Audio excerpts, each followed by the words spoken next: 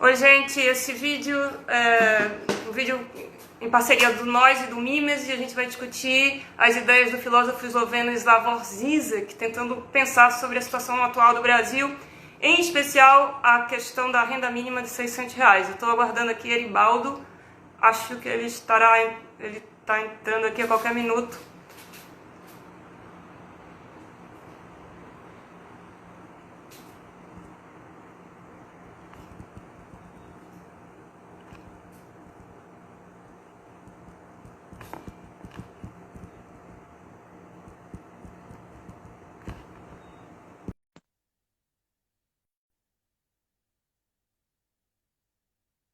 Alô, alô? Eribaldo? Tô aqui, tô aqui. Menino, tudo Agora bem? foi? Agora foi, estou te vendo perfeitamente. Pronto, show.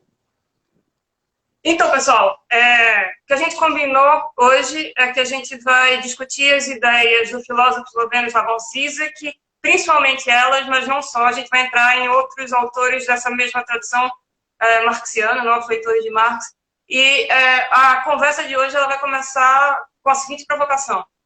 Qual seria o papel dessa renda mínima de R$ 600, quer dizer, pensada a partir desse referencial teórico, que são as ideias de Zizek, e talvez essa noção de uma renda universal mínima, ela tenha um potencial muito além daquele que a gente poderia imaginar em uma primeira olhada, né? E isso envolve já uma discussão sobre o que é, qual é o papel da intencionalidade de uma determinada tradição, que é a tradição dialética, hegeliana e marxiana. Então, na verdade, isso é uma continuação do debate que a gente fez na semana passada, né? Eu acho que Eita, logo quando secou. essa deu uma travada boa aqui, tu. Mas, enfim. Eu acho que Eu tô, teve Oi? eu tô vendo você travando. Gente, quem tá travando? Sou eu ou o Aribaldo?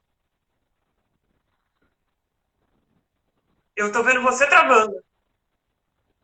Eu tô te travando. Deixa eu ver se eu mudando pro 3G melhora. Bom, então, enquanto o Aribaldo vai e volta, eu já vou começar a colocar certas questões, né?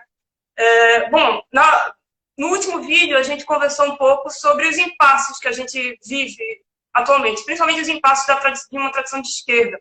Quer dizer, a gente tinha no começo do século passado uma esquerda muito associada aos movimentos operários e muito associada ao pensamento marxiano. Depois da Segunda Guerra, em especial, as esquerdas elas se organizam de outra maneira, em especial a partir dos movimentos sociais, movimento feminista, movimento negro, que eles estão costumeiramente associados àquilo que se costuma chamar de pautas identitárias. Então, você tem um movimento feminista que quer pensar as mudanças sociais a partir do sofrimento específico das mulheres. Isso envolve a discussão sobre qual seria a identidade específica das mulheres.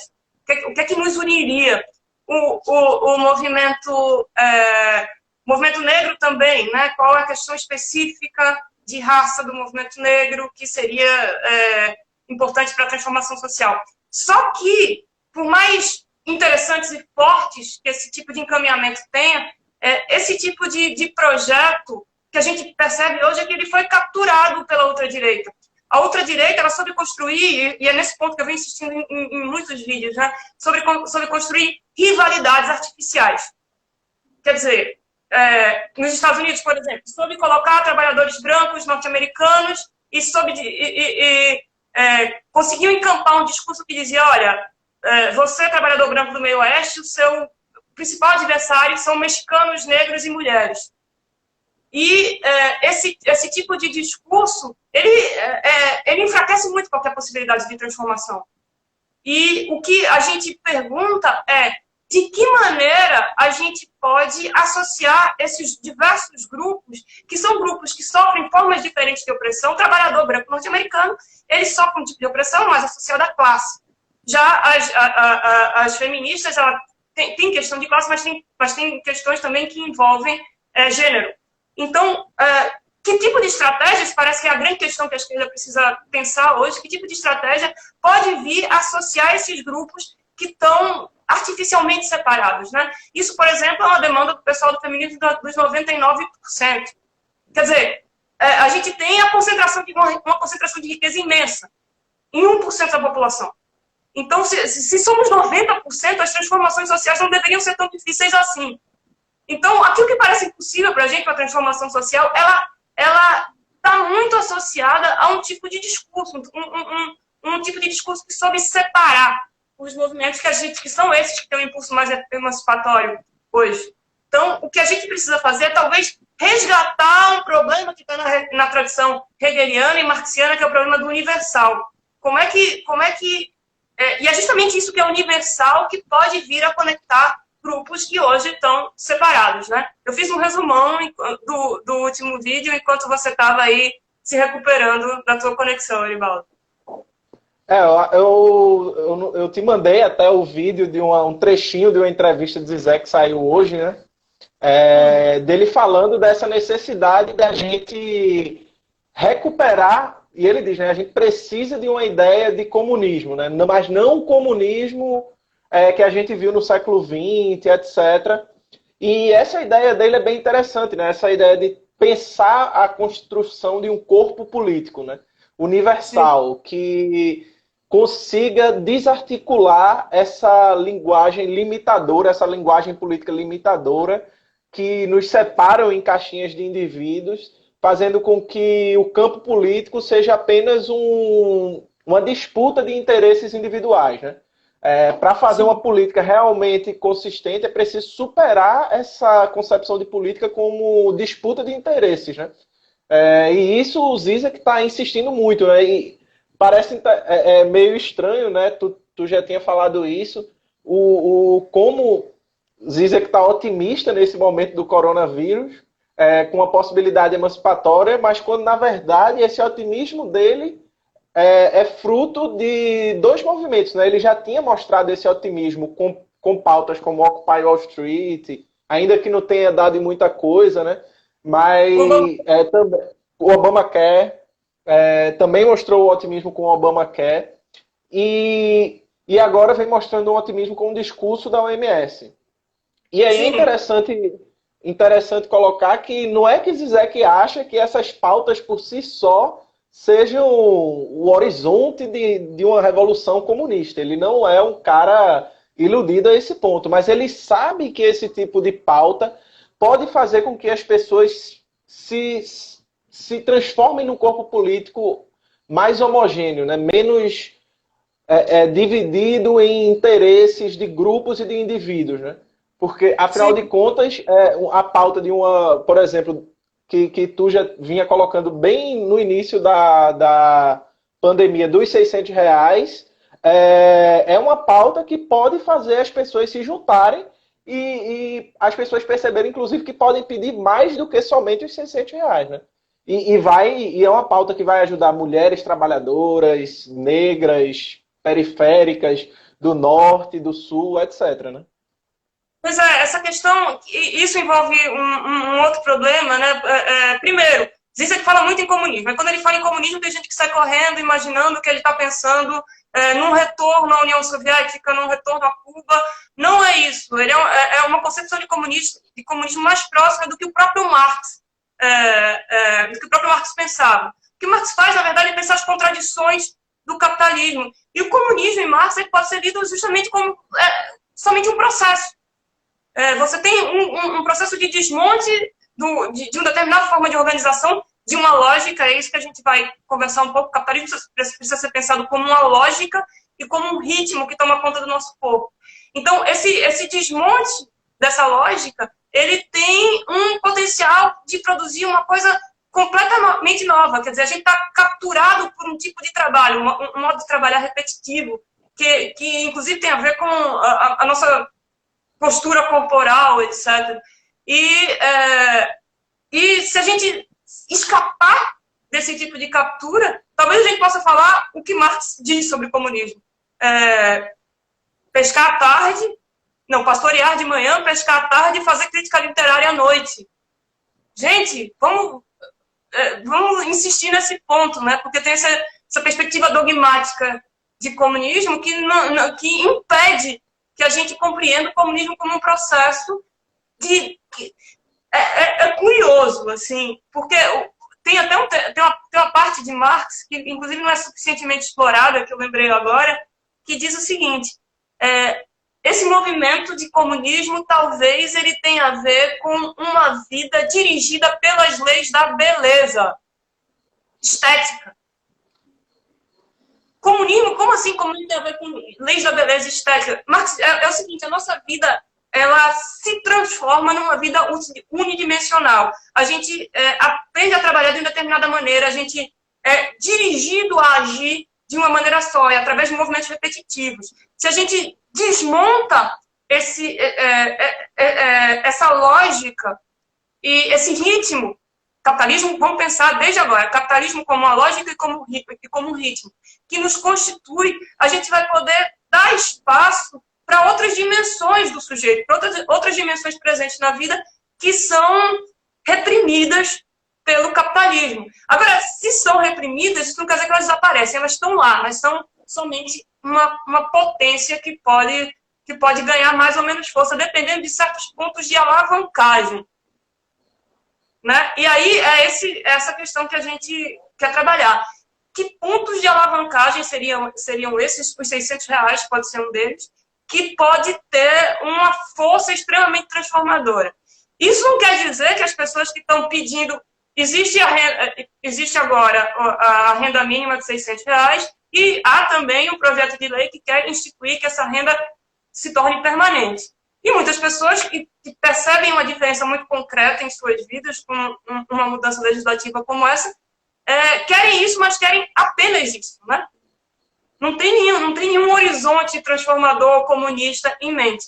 Mas vê só, querer os R$600 pode juntar feministas com essas pessoas que estão dirigindo o Uber, com o pessoal do movimento negro. São pessoas que estão vivendo de um jeito ou de outro, estão numa posição de precarização, de opressão. A intenção deles pode ser muito imediata, esses R$600. Mas quando a gente descobre que a gente pode agir em conjunto e a gente consegue fazer coisas quando a gente age em conjunto, a política que às vezes aparece como uma coisa completamente distante da vida e que isso tem resultado, a gente pode ir ficando mais ambicioso, né? A gente conseguiu os R$600 agora, os R$600 agora, mas a gente pode ter um horizonte político, a gente pode começar a imaginar aquilo que antes era inimaginável. É verdade. Zizek é interessante como ele articula um processo de crítica que eu acho que ele pensa, né, num modelo que às vezes ele pesa muito a mão na questão da negatividade, mas ao mesmo tempo, e aí parece que a esquerda um pouco se debate com isso, né? O problema não são as pautas em si, né? Os R$600, ou por exemplo, como perguntaram a mim uma vez, o Me Too, se ele era emancipatório ou não, etc. Mas como essas pautas de reconhecimento estão colocadas dentro de um horizonte político. Sim. Porque, por exemplo, no Brasil, se você coloca uma pauta de reconhecimento através mesmo dessa questão dos R$600, você consegue atacar várias pautas de reconhecimento, porque a classe trabalhadora brasileira é hegemonicamente negra, composta por muitas mulheres donas de casa. Então, você consegue, de alguma forma, pautando algo completamente imediato. Ninguém tem nenhuma ilusão de que R$600 é um dinheiro suficiente para sustentar uma família e que elas tenham o que Marx pensava, né? Pescar pela manhã e etc. Mas, ao mesmo tempo, essa pauta vai desarticular uma linguagem política que é essa lógica do capitalismo, essa lógica de nos individualizar e também uma lógica do sensível, né? De fazer a gente limitar os nossos olhares, né? Fazer com que a gente olhe determinadas coisas como R$600 é um gasto enorme para o Estado, mas não olhe que 1 trilhão foi gasto para banco, né? Que foi o repasse das dívidas, né? Então, essa quebra dessa lógica, né, aliando pautas de reconhecimento com pautas imediatas e um horizonte universal, como a pauta é colocada dentro de uma estratégia política que é o mais importante. Eu sempre digo, olha, o problema do Brasil para a esquerda hoje não é Bolsonaro. O que Bolsonaro está fazendo é o que a gente esperava de Bolsonaro. Ninguém Sim. tem ilusão de que Bolsonaro seria diferente. A esquerda é que precisa mudar diante de Bolsonaro. A esquerda é que precisa tomar um rumo para desarticular essas rivalidades que Bolsonaro vai criando. A cloroquina é um exemplo claro. Ele só fala da cloroquina que é para poder gerar rivalidade. Rivalidades que são artificiais, né? Quer dizer, qual é a tensão que deveria realmente organizar o jogo político? Atenção, 1% da população, esse 1% concentra uma quantidade enorme de riqueza e tem um processo de opressão que está associado à concentração de renda e à desigualdade social. Quer dizer, as tensões deviam estar centradas nisso, né? E mais um elemento que torna, que chama, que coloca como relevante o problema dos R$600. Quer dizer, a questão da linha básica, numa renda mínima, na questão da pobreza. Quer dizer, isso é uma tensão muito concreta.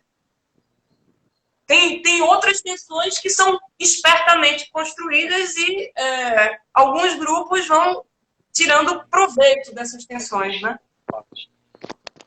O que foi? Não, foi probleminha aqui. Mas, Tá. enfim, pode continuar. Aí pronto, o segundo ponto que a gente combinou de conversar, eu acho que vale a pena algum trabalho, a gente tentou partir do concreto, mas fazer algum trabalho conceitual, né? O que a gente quer dizer quando a gente insiste? O capitalismo ele pode ser pensado como uma lógica, e uma lógica que toma conta dos sujeitos, que toma conta, inclusive, da maneira pela qual os nossos corpos se movimentam. Para falar com o Marx, o capitalismo tem um ritmo de um autômato, uma coisa que se repete e produz um modo de ser sujeito, um modo de agir repetindo. Aquele tem um exemplo que é o clássico, o filme de Charlie Chaplin em tempos modernos, né? A gente martelando o tempo inteiro, mas aí é um movimento do corpo, mas é um tipo de forma de organizar o pensamento. A gente começa a pensar binariamente, imitando mais ou menos como se fosse uma máquina. Então, o capitalismo vai tomando os sujeitos dessa forma.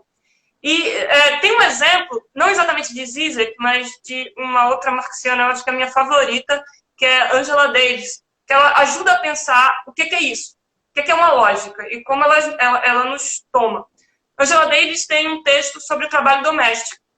E, em vez da pauta que a gente costuma discutir, que é a remuneração e a valorização do trabalho doméstico, Angela Davis diz sem hesitar e de uma maneira muito contundente, que a gente tem que demandar é a abolição do trabalho doméstico. Mas o que é? Angela Davis fala em abolição de prisões e abolição de trabalho doméstico. Alguém poderia se surpreender, né? O que ela quer dizer? Não vai ter mais trabalho doméstico, quer dizer, minha casa vai ficar toda bagunçada e eu vou deixar essa bagunça por aí. Ninguém mais vai cozinhar, porque tudo isso é trabalho doméstico. Ou quando ela diz, vamos abolir as prisões, quer dizer, vamos tocar fogo no Bom Pastor. Não é isso que Davis quer dizer. Quando ela diz abolição do trabalho doméstico, ela quer mostrar que o trabalho doméstico, a maneira pela qual a gente atua na casa, ele tem um ritmo repetitivo e ele tem uma lógica. A abolição do trabalho doméstico é a abolição do ritmo do trabalho doméstico. Imagine uma dona de casa, uma empregada doméstica que acorda, lava prato, cozinha, repete aquele mesmo ritual todo dia. Unidimensionaliza, né? Tá vendo como essa ideia de ser humano unidimensional ajuda a pensar? Eu estava conversando sobre isso com alguns alunos na minha disciplina e um deles disse assim, poxa, mas eu adoro cozinhar. Quer dizer, abolir o trabalho doméstico, também desvalorizar o ato de cozinhar. Não, é como cozinhar pode ser capturado por esse movimento repetitivo.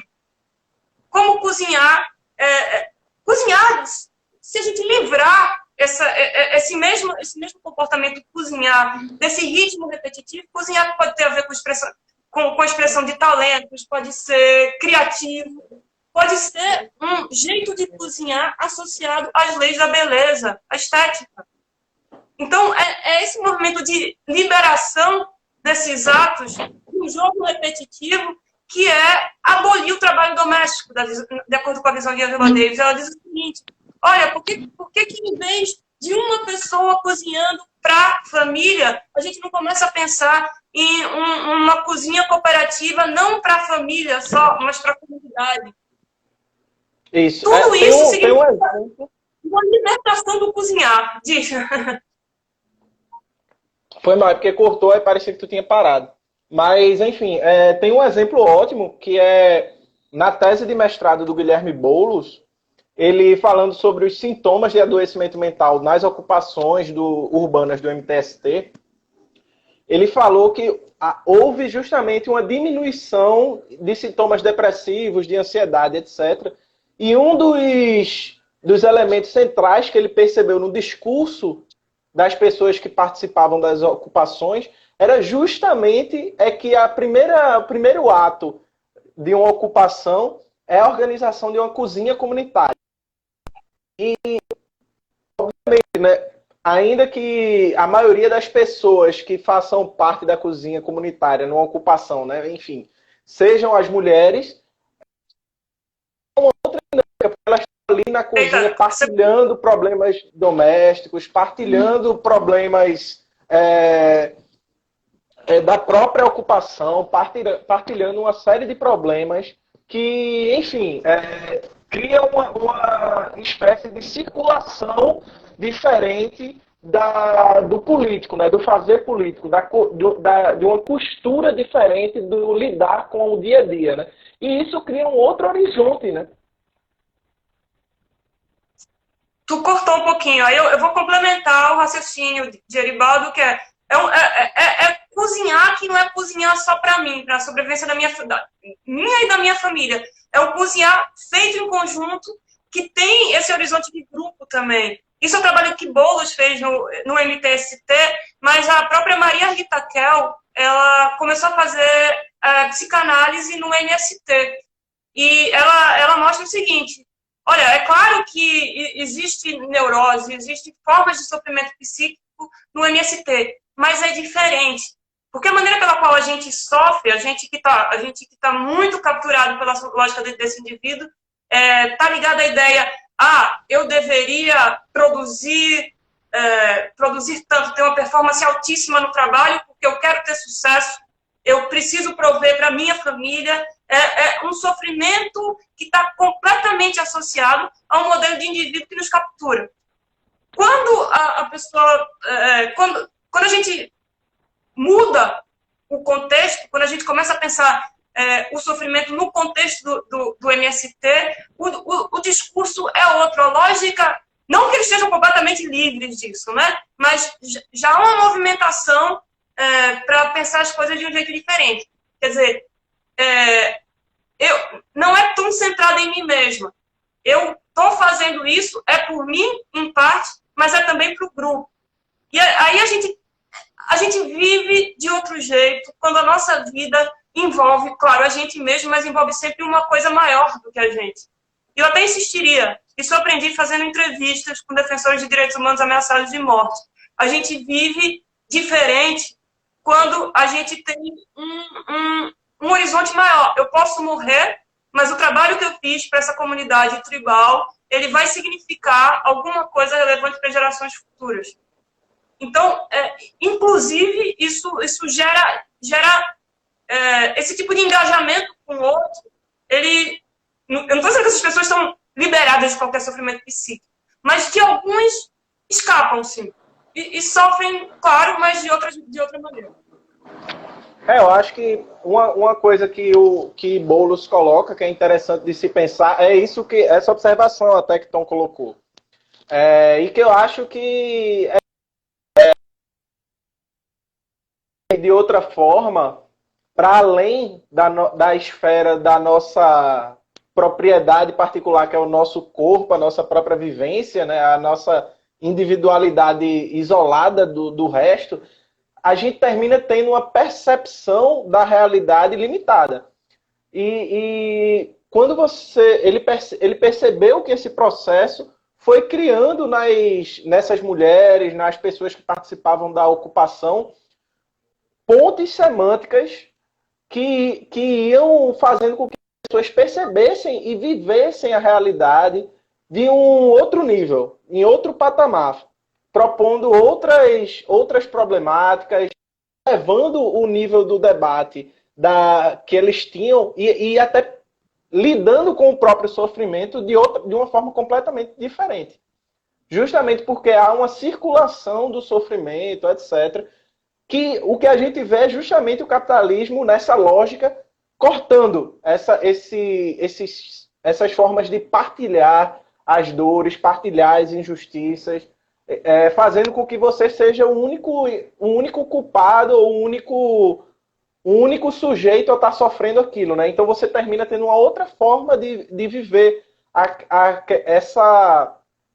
essa, vamos dizer assim, essa experiência, né? E é interessante que a ideia de Zizek de dizer, o capitalismo ele subjetiva as pessoas criando uma ilusão de que há algo por trás, que elas não têm conhecimento. E aí parece que a injustiça, as mazelas do capitalismo é por culpa de algo para além do que já está aparente, quando na real o capitalismo é assim e as pessoas têm noção de que são exploradas, etc. Elas não conseguem articular isso. Isso é um ponto interessante que Zizek coloca e que articula bem com essa ideia dele de pensar pautas que sejam críticas radicalmente imanentes, né? Sim. E tem muito a ver, isso o Zizek insiste muito nesse ponto, que o capitalismo funciona a partir de um jogo de promessa. Capitalismo atual, né? Principalmente pós-década de 60 para cá, com o crescimento do marketing, que é, na verdade, uma economia que funciona a partir da incitação ao consumo. Quer dizer, o capitalismo vive a partir de uma promessa de satisfação imediata e satisfação o tempo inteiro. Uma promessa que é irrealizável. Porque ninguém pode estar feliz o tempo inteiro. Ninguém pode estar eufórico o tempo inteiro. Essa euforia é artificial. E a gente vê isso muito no jogo das redes sociais, né? De todo mundo se apresenta quando eu estou viajando, estou feliz, e essa questão de se culpabilizar que você mencionou. A gente se sente culpado, não parece ter culpa, mas a gente se sente culpado porque não está fazendo o suficiente para ser tão feliz quanto o vizinho, ou quanto aquela pessoa que você segue na rede social. Então, o jogo do capitalismo ele pode ser pensado como um modo astuto de gerir a insatisfação. Então, essa promessa de uma satisfação imediata que nunca acontece, mas está lá, porque o teu vizinho, em princípio, ele está satisfeito. E se você não está, foi alguma coisa errada que você fez. Então, isso mantém a gente consumindo o tempo inteiro, e consumindo imagens. A gente acha que consumir é consumir no McDonald's, é isso também, mas é sobretudo o consumo de imagens que faz com que a gente fique tão capturado dentro desse jogo. No final das contas, Geribaldo, isso já é o próximo ponto que a gente ressaltou, o que a gente está tentando dizer é que o capitalismo ele não tem a ver somente com a produção e a circulação de bens, ele é, sobretudo, um modo de produção de sujeitos. Isso é fundamental, né? Porque parece que... E aí eu acho que a importância de Zizek para pensar a realidade nacional o que parece estranho, né? Porque Zizek tem vários lapsos eurocêntricos, né?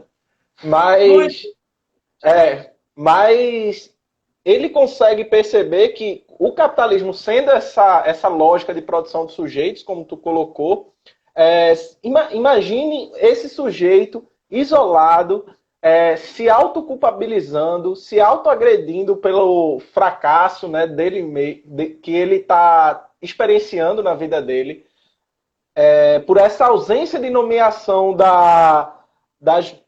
dos sentimentos de injustiça. Aí chega uma esquerda e diz, olha, vamos fazer a revolução. Um negócio que está completamente fora do horizonte político e do imaginável para uma série de pessoas. Você chega, vamos tomar a propriedade privada. O cara não consegue imaginar isso. Isso é algo que na cabeça da maioria das pessoas é um mundo impossível. Zizek brinca, né? Filmes como Jurassic Park, etc., fazem sucesso porque isso é mais fácil de se imaginar do que uma revolução comunista hoje.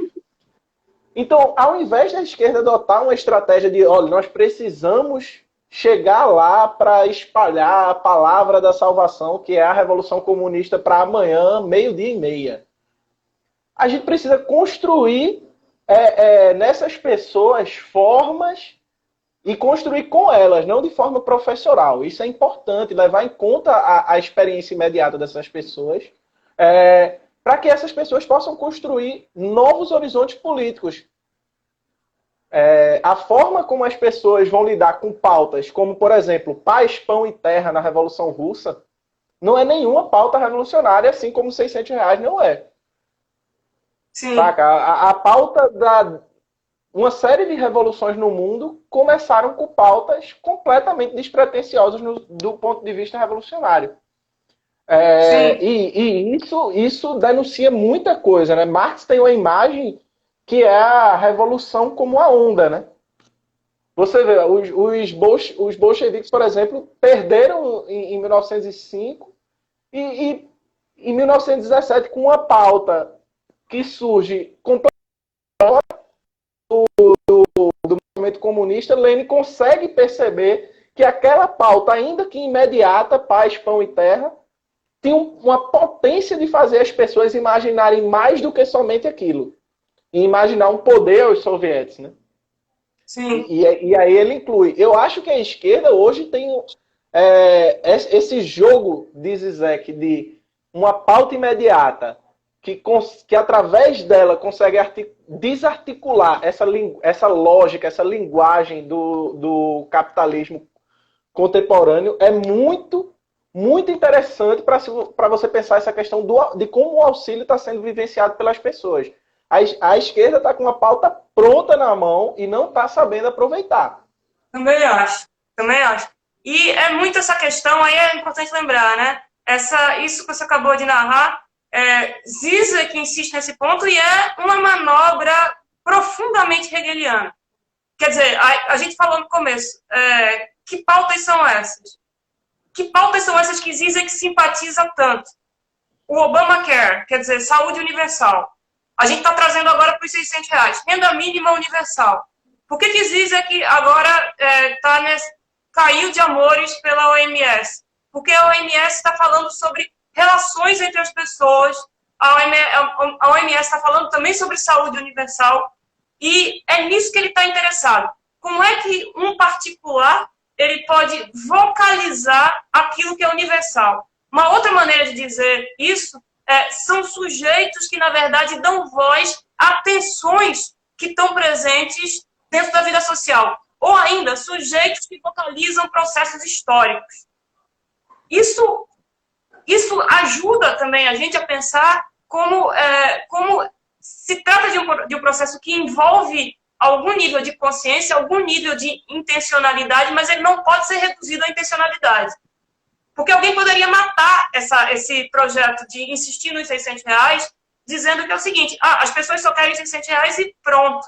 Isso é pensar esse movimento somente a partir do ponto da intencionalidade dos atores.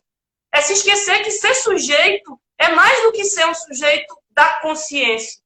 O sujeito tem...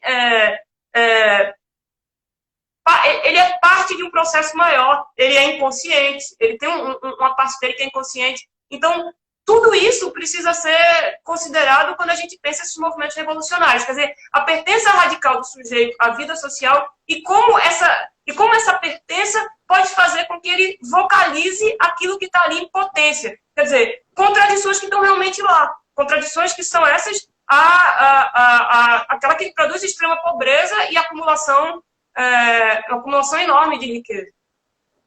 E é importante dizer que Zizek e esses outros pensadores que buscam essa estratégia hegeliana, que era a estratégia que Marx pensou também, né? Vale ressaltar. Eles não estão sob hipótese alguma, pensando num reformismo fraco, né? Eles estão pensando numa mudança estrutural radical. Né? Você vê Alain Badiou falando sobre a hipótese comunista, Zizek hoje em entrevista falando precisamos de um comunismo. Acontece que a gente precisa pensar justamente esses dois pontos que eu acho que talvez a tradição marxista, nem tanto Marx, se você voltar a Marx, Marx escreve pontualmente sobre o comunismo. Quase Sim. nada. Ele se negava ao exercício da futurologia, né? Então, Sim. e você percebe que esse movimento do que o marxismo foi pensando, né, trazendo para o século XX, de associar o movimento político à intencionalidade muito forte, né? De, olha, precisamos convencer as pessoas a lutarem pela Revolução Comunista.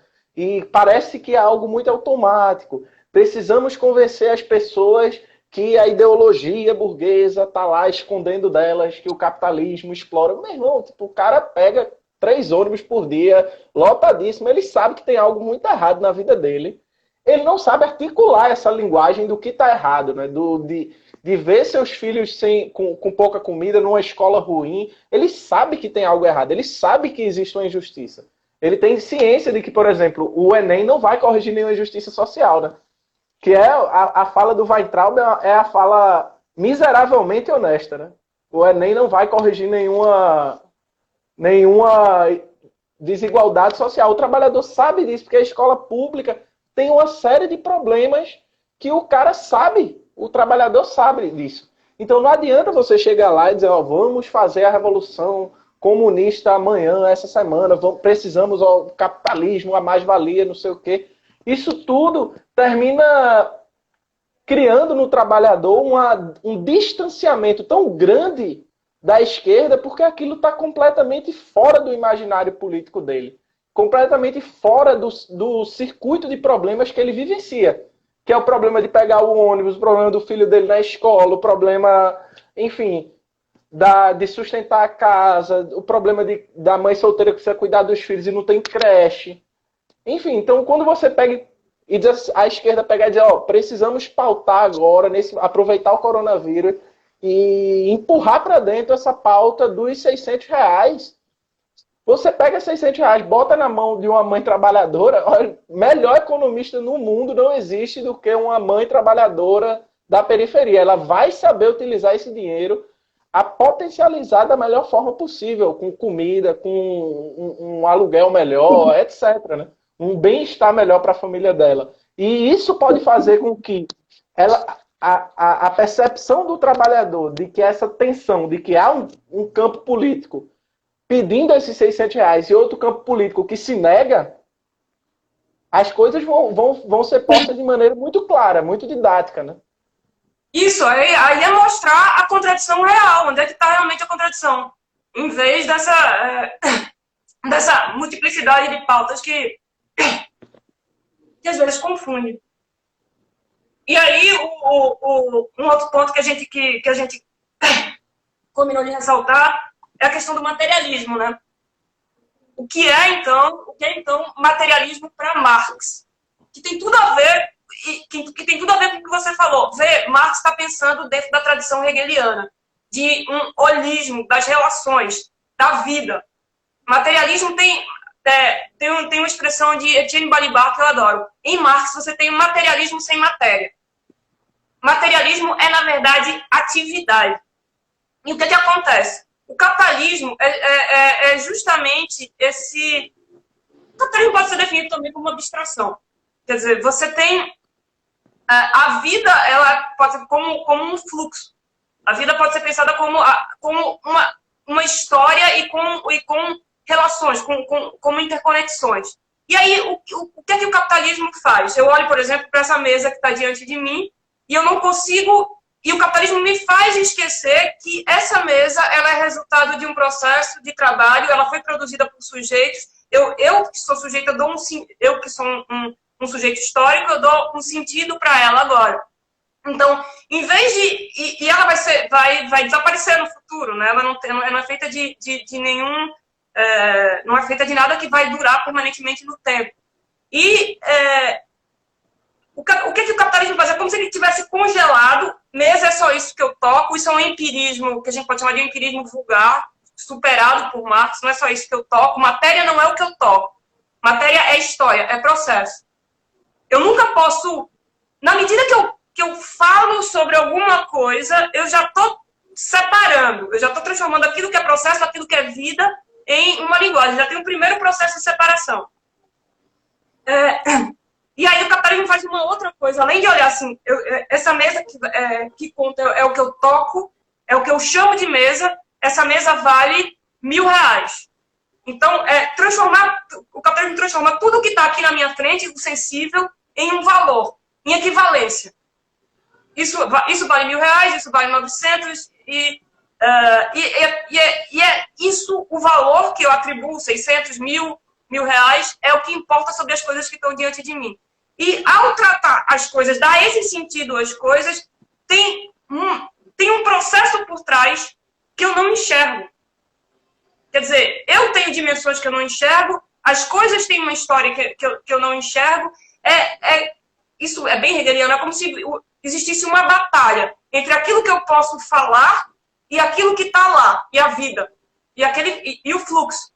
E eu só acredito que conta, só vale o que eu posso falar. Mas a vida, ela fica batendo na porta o tempo inteiro. É a vida que produz a contradição entre o que eu imagino, o que eu pretendo realizar e aquilo que de fato acontece. É por isso que, como o Hegel gosta de dizer, o conceito ele se realiza por meio de uma inversão, ele se transforma no seu oposto quando ele se realiza. Quer dizer, é a vida que produz essa queda do conceito. Então, isso que é importante para Marx. Como é que o capitalismo impede que o fluxo da vida apareça em sua multidimensionalidade? Como é que a gente fica tão apegado a somente aquilo que a gente aprendeu a ver de uma determinada maneira, aquilo que a gente unidimensionaliza e não consegue dar conta dessas outras coisas que estão acontecendo ao mesmo tempo com a gente? Então, superar o capitalismo é dar algum tipo de passo para além desse processo de unidimensionalização. É encontrar outras maneiras de dar conta da vida. E é por isso que o marxiano, como Adorno, ele vai dizer, olha, se a gente olhar para comunidades que a gente costuma chamar hoje de primitiva, os indígenas, por exemplo, eles têm uma maneira de lidar com a vida que é muito diferente da maneira pela qual a gente lida. Eles raciocinam por aproximação, mímesis, como vocês gostam tanto. Quer dizer, o tipo de modo de lidar com a vida que é mimético, ele me permite dizer assim, olha, eu sou Mariana, eu sou professora universitária, mas às vezes, depois de um ritual, eu me transformo numa arara. Me transformo num animal. É isso que o xamanismo faz. E o que é que há nessas comunidades que a gente perdeu? A possibilidade de de dar conta desse meu lado mais animal, desse meu lado que não cabe na minha consciência. Então, esse tipo de processo, de outras formas de dar conta desse movimento da vida, é sobre isso que Marx e a tradição marxiana está interessada. É interessante que o Zizek tem uma imagem para explicar o materialismo de Marx, né? Ele diz que o materialismo de Marx é como uma criança que está dormindo e antes de dormir ela sempre precisa fechar a porta do armário porque tem um fantasma ela acredita que tem um fantasma dentro do guarda-roupa que vai mexer com ela quando ela estiver dormindo, né? Assustar ela.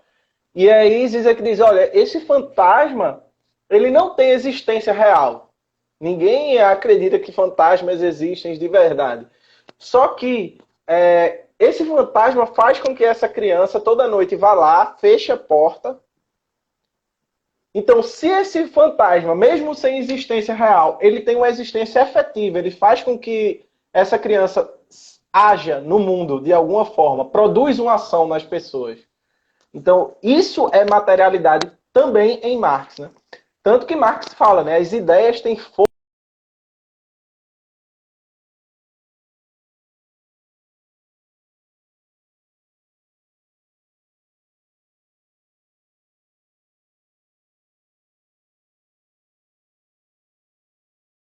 vir a dominar o nosso modo de agir. Política.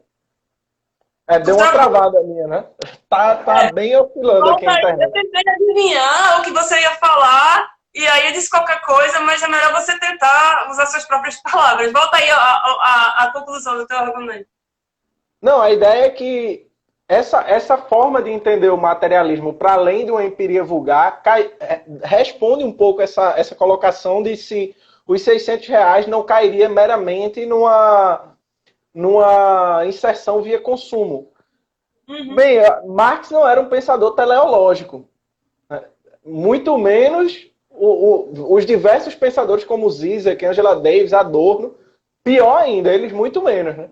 Então, entender a materialidade da vida como algo que nos afeta, que nos pulsiona, que nos faz agir e nos faz olhar para determinadas coisas e outras não, faz entender que a pauta dos R$600 ela pode ser capturada pela direita e virar simplesmente uma ajuda imediata para a pandemia, pode ser capturada por um horizonte reformista e ser simplesmente uma inserção via consumo, e pode ser capturada por não para fazer a revolução, mas para mostrar às pessoas que elas podem mais do que aquilo que está imediatamente dado. Porque elas vão perceber que na vida delas, no fazer do dia a dia delas, essa história que fica latente, que tá por trás, né, que está escondida atrás desse processo de unidimensionalidade, começa a ganhar articulação no novo vocabulário político. Sim, sim. Tem um exemplo, assim, que essa questão da teleologia em Marx, né? Porque tem muita gente que gosta de dizer o seguinte: Marx foi aquele que imaginou uma revolução comunista, e se a gente quiser levar a sério Marx, a gente tem que imaginar o exemplo da União Soviética ou de Cuba. Se a gente pegar essa turma que gosta de ler Marx com a psicanálise, eu acho que tem um exemplo que esclarece muito bem o que Marx pretendia fazer. Se a gente usar essa metáfora da crítica social, que é parecida com aquilo que um psicanalista lacaniano faz. Se você chegar para um psicanalista, se você chegar para um coaching, ele vai dizer qual é a sua meta, qual é o seu horizonte, o que é que você precisa fazer. Isso é um coaching. Se você chegar para um psicanalista, o modo que o psicanalista age é completamente diferente. O que ele vai fazer ele vai deixar você falar e trabalhar uns escorregões no discurso, contradições, para que no divã tem um determinado... Isso eu fiz análise, né? Eu deitei no divã lá. Tem uma hora que você percebe que você está repetindo o tempo inteiro. Percebe que você está presa numa cadeia de repetição. E aí, quando você começa a dar conta disso e agir até certa medida esgotar, isso diz assim, olha, talvez as coisas não precisem estar associadas de determinada maneira. Um exemplo específico. Tem um psicanalista que me explica, que falou sobre o seguinte caso. Ele tinha uma analisante que chegou com o discurso já pronto, né? Na análise, ele dizia o seguinte: olha, eu trabalho cerca de 12 horas por dia e trabalho sem parar. Tive que vir para cá porque eu estou com algumas crises de pânico, mas isso é besteira. O que eu queria era um medicamento. O psicanalista não vai medicar, né? Então, às vezes medica um pouco, mas o importante é continuar ali na análise. E aí, o discurso dele inicialmente era assim, estava todo fechadinho. Olha, eu trabalho 12 horas por dia, mas é porque eu faço isso com objetivo, eu quero viajar.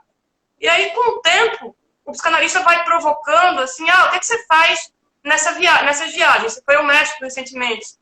Você comeu? O que você fez de tão maravilhoso? E aí, o psicanalista percebe que o que o analisante dizia era, todas as vezes que ele viajava, ele ia para essas lojas com desconto, duty free, e comprava um monte de coisa. E ele viajava para comprar coisas. E tem um determinado momento na análise que o analisante, meu Deus, que coisa ridícula. Eu trabalho loucamente para viajar e nessas viagens eu não consigo usufruir de absolutamente nada do que acontece nessa viagem. E o que eu faço é comprar um monte de coisa que eu não uso.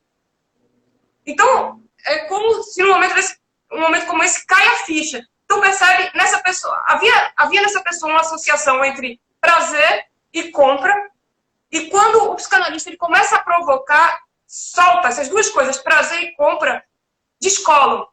E aí o sujeito, o analisante, pode descobrir, eu posso associar prazer a outras coisas. Por exemplo, trabalhar menos e conseguir brincar com meu filho quando chegar em casa.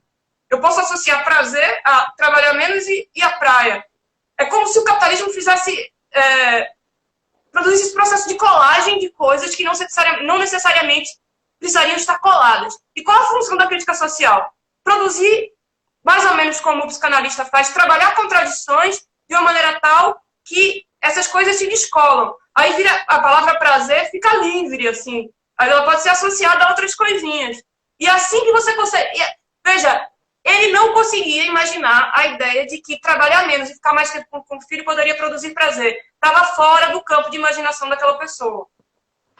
Quando você descola um símbolo de outro, você pode reconfigurar associações simbólicas. Uma outra constelação simbólica pode surgir, e aí você pode associar prazer a outras coisas. Isso se chama possibilidade de imaginação, e no nosso caso, imaginação política. Então, se a gente dissocia coisas e libera os signos, quer dizer, a gente tem que fazer como mais ou menos liberar o signo cozinhar. Cozinhar associado a uma repetição, a palavra cozinhar pode estar associada a outras coisas.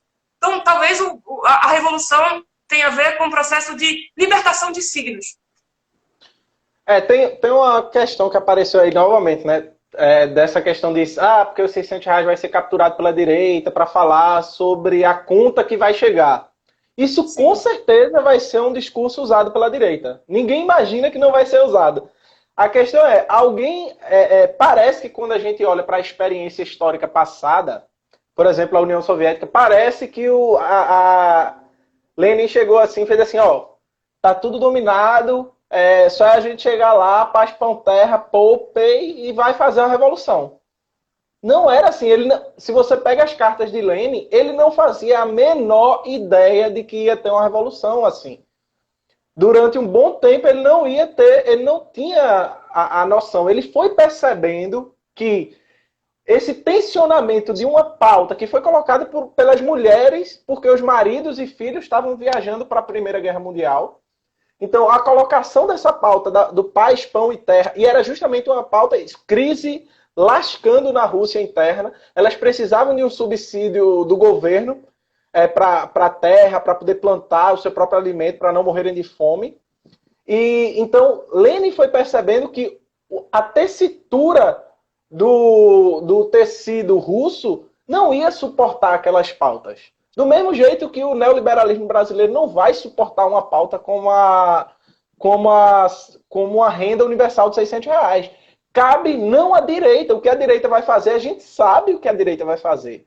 E também não adianta a gente querer só fazer as coisas que a gente tem certeza que vai dar certo, porque a gente não tem certeza que nada vai dar certo. Claro! O que cabe... Essa é a questão. Do mesmo jeito que Lenin não fazia ideia se ia ganhar ou não. Ele tinha intuições de que podia dar certo aqui, outra hora ali. Mas o que precisa ser colocado é que uma pauta como essa é uma pauta que pode juntar mulheres, negros, brancos pobres, moradores de periferia do Nordeste, do sertão de Pernambuco, do Agreste, do Centro-Oeste, gente que votou em Bolsonaro, que votou no PSOL e que é pobre. É uma pauta que tem uma latência de universalidade e uma latência de construir um corpo político que a esquerda até agora não soube aproveitar. Ninguém está dizendo que os R$600 vai fazer uma revolução, ninguém acha isso. E tem que ter ciência de que os R$600 pode ser capturado pela direita. Claro. Como o paz, pão e terra podia ser. Estava em disputa. Estava em disputa na Rússia. Saca? É esse problema. E aí parece um pouco Street Fighter, né? O jogo. Você jogava Street Fighter, aí você dá uma pancadinha no boneco, dá outra pancadinha, fica lá, dá uns Hadouken. Aí daqui a pouco o boneco fica meio tonto, né? Aí você, só de sacanagem, para tirar onda com seu amigo, ao invés de você dar um golpe muito forte, você dá só um soquinho, ele morre. Às vezes, a revolução não vem de uma pauta, vamos tomar a propriedade privada, mas vem como aconteceu na Rússia. As mulheres pedindo paz, pão e terra, o czar foi lá e mandou fuzilar uma galera, elas perceberam que não tinham mais nada a perder. E que paz, pão e terra era tudo que elas queriam, mas essa pequena pauta despertou a consciência de que naquele sistema não era mais possível. Às vezes é isso, é essa insistência. Insistir na possibilidade de construir um corpo político amplo, né? E a gente tem que lembrar o tempo inteiro que os sujeitos, eles são produzidos num determinado contexto, e o horizonte, e a imaginação, ela é produzida num contexto também. Se agora a gente só consegue ver os R$ 600 como de uma maneira reformista, melhora imediata na minha vida, isso não quer dizer que depois dos R$ 600, esse processo de conexão de pessoas transforme em coisas.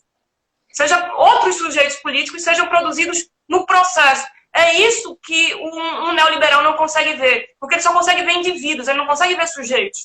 Ele não consegue ver pessoas que pensam e que estão associadas a processos históricos e carregam o potencial de ser mais do que aquilo que elas pensam que são. E é por isso que eu desconfio um pouquinho de identidades, né? Porque identidade é uma fixação excessiva naquilo que a gente imagina que a gente é. São 10h29, a gente tem que parar, senão a gente não consegue baixar o vídeo, é isso? Tem 5 minutinhos ainda para encerrar. Beleza. Não, acho que, como a gente falou ontem, né? Acho que a esquerda precisa aprender duas coisas com o Zizek, né? É confiar nas pessoas, né? Não ficar supondo, as pessoas vão ficar só nos R$ 600 e reformista, não. Primeiro, cabe à esquerda dar essa pauta dos R$ 600 não como horizonte político, mas como tática imediata de fazer com que de poder dialogar dentro do campo de imaginação das pessoas reais. Mas confiar nos sujeitos tem elementos muito importantes aí. Você deixa que as pessoas decidam, mas é claro que as pessoas vão decidir mal. Mas no processo de decidir mal, elas vão aprender a decidir melhor depois, né? Então tem que deixar que as pessoas, mesmo que seja para que elas tomem péssimas decisões e aprendam com isso. Que nem Rock, né? Que a gente tava falando. Que nem Rock Balboa naquele discurso clássico do cinema. Nenhum filme tão lindo quanto Rock. Que ele fala isso, né? O que importa é o quanto a gente consegue apoiar, né? O que ele coloca que é fundamental, e que é fundamental que todo mundo assista Rock, inclusive Rock 4. Não precisa assistir Rock 4, não. Rock 1 e o último Rock. Não importa o quanto você bate. O que importa é quantos socos você leva e continua em pé. Exatamente. A esquerda precisa incorporar um Rock Balboa aí para bater e apanhar e ir para trocação, né? E é muito importante que a esquerda lembre também aquela cena de Kill Bill, em que Beatrix Kiddo foi enterrada viva dentro do caixão, e aí soca o caixão e sai.